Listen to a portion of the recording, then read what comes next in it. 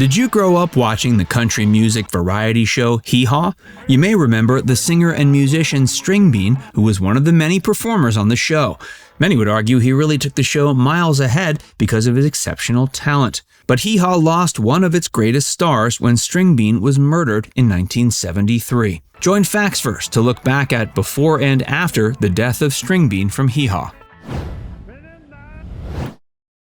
David Akeman was born June 17, 1915 in Annville, Kentucky. His father James was an accomplished banjo player and passed this skill on to his young son. David grew up loving the banjo and had every desire to pursue a career as a musician and singer. But he came of age during the Great Depression, and though he was now playing in local venues and earning a few dollars here and there, he had to find another method for making money. He worked a variety of odd jobs and eventually became part of the Civilian Conservation Corps. With the organization, he helped build roads and plant trees across Kentucky. But he never gave up on his music and singing talents. In fact, he even expanded into performing stand-up comedy. Stringbean. David's big break came when he participated in a talent contest hosted by prominent musician and singer Asa Martin. Asa was impressed by David's talent and invited him to join the band. It was around this time he also got the nickname Stringbean because of his skinny body. It stuck with him, and this is how he was known for the rest of his life. He began performing at nightclubs and would play music, sing, and even perform stand-up. He also appeared on the radio, most notably WLAP-AM in Lexington, and performed as a solo artist as well as in several different bands. In 1945, when he was 30, he was invited to join the Grand Ole Opry, the biggest venue for country musicians. This is what made him a star, and after that, he received gig after gig. He was now one of the biggest country music stars in the country. A mention should be made that at this time he was also a semi-professional baseball player, joining a team after being introduced to Bill Monroe, the prominent bluegrass player.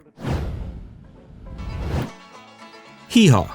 Hee Haw was first released June 15, 1969, 2 days before Stringbean's 54th birthday.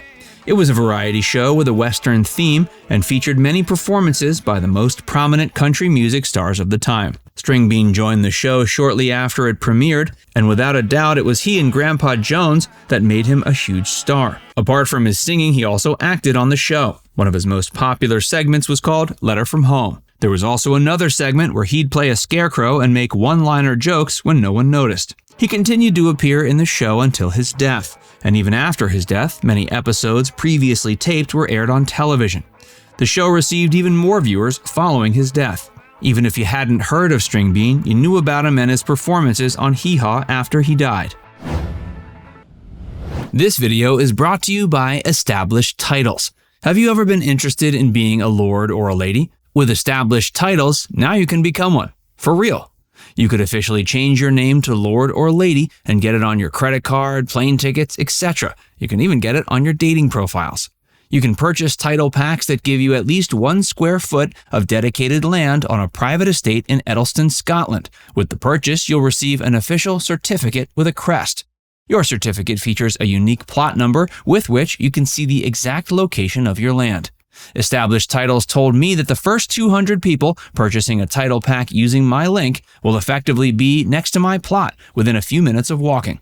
Depending on how many of you want to become a lord or a lady, we can build our little Facts First kingdom. They plant a tree with every order and work with global charities, One Tree Planted and Trees for the Future, to support global reforestation efforts. It makes an amazing last-minute gift. Established Titles is actually running an early Black Friday sale, plus if you use the code FV10, you get an additional 10% off. Go to establishedtitles.com/FV10 to get your gifts now and help support the channel. The Murder of Stringbean.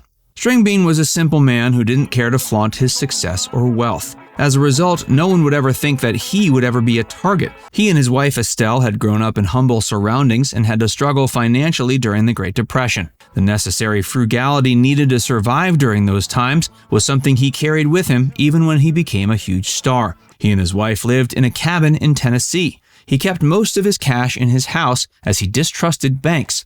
While he was certainly wealthier than when he grew up, he wasn't the richest person in showbiz. On the night of November 10, 1973, Stringbean and his wife returned to their cabin after a performance at the Grand Ole Opry. A group of unknown men had been waiting for them for hours. Upon their return, Stringbean and his wife were shot and killed. Stringbean was 58. It wasn't until the next morning that their bodies were discovered. Their neighbor was Grandpa Jones, Stringbean's friend and fellow musician, and he discovered them. The investigation. An investigation immediately began following the murder.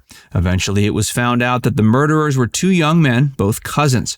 John Brown and Marvin Brown were only 23 when they murdered Stringbean. Both men had robbed the cabin and took a few belongings. They killed Stringbean when he spotted them, and then killed his wife even as she begged for her life. Both men blamed each other for the murders. They both admitted to burglary, but neither wanted to admit that they fired the shots that killed Stringbean and his wife. Eventually, Marvin was found guilty of murder and died in 2003 while serving time in prison. John Brown served 41 years in prison, with his original sentence being 198 years. He was released in 2014. There doesn't seem to be a specific reason as to why Stringbean's cabin was broken into. Perhaps we'll never know why he was a target, even though he was a man who seemed to be loved by all and had no enemies.